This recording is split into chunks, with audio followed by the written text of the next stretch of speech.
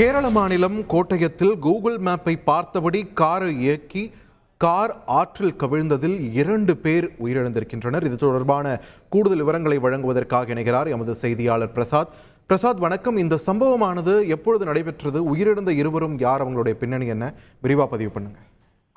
வணக்கம். கன்னியாகுமரி கேரள மாநிலம் பத்தனംതിട്ട மாவட்டத்திற்குட்பட்ட கொட்டாரக்கரை பகுதியைச் சேர்ந்தவர் ஜேம்ஸ் ஜார்ஜ். இவர் 48 வயதான நபர். இவர் மகாராஷ்டிரா மாநிலத்தினுடைய தானே பகுதியில தொழில் செய்து வராரு. இந்த நிலையில அவர் அவரும் அவரோட அதே தானே பகுதியை சேர்ந்த சாயிலி ராஜேந்திர சப்ஜி என்கின்ற 27 வயது பெண் 2 பேருமாக சுற்றுலாவுக்காக கோட்டயம் மாவட்டத்திற்குட்பட்ட குமரகம் பகுதிக்கு சென்னாங்க. அவங்க அங்க பகுதியில் இருக்க ஒரு காரை வாடகைக்கு எடுத்து இந்த காரை இவரை ஓட்டி செல்றார் ஜேம்ஸ் ஜார்ஜ்.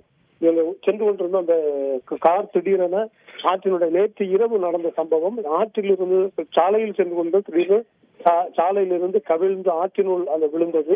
விழுந்த பிறகுதான் அந்த பகுதி மக்களுக்கு தெரியுது. காரணம், அதுக்கு ஆள் நடமாட்டம் குறைவான பகுதி என்பதால், இருட்டான பகுதி என்பதால் அந்த சத்தம் கேட்டுதான் மக்கள் வராங்க. தேடி பார்க்கும்போது கார் உள்ள இருந்தது. அதுல இருந்த 2 பேரும் உயிரிழந்த நிலையில காணப்பட்டாங்க. அவங்களை மீட்டு கோட்டயம் அரசு மருத்துவக் கல்லூரி மருத்துவமனையில பிரேத பரிசோதனைக்காக அனுப்பியிருக்காங்க.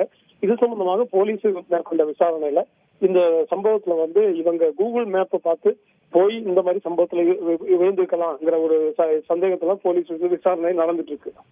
நன்றி பிரசாத், உங்களோட விரிவான தகவல்களுக்கு.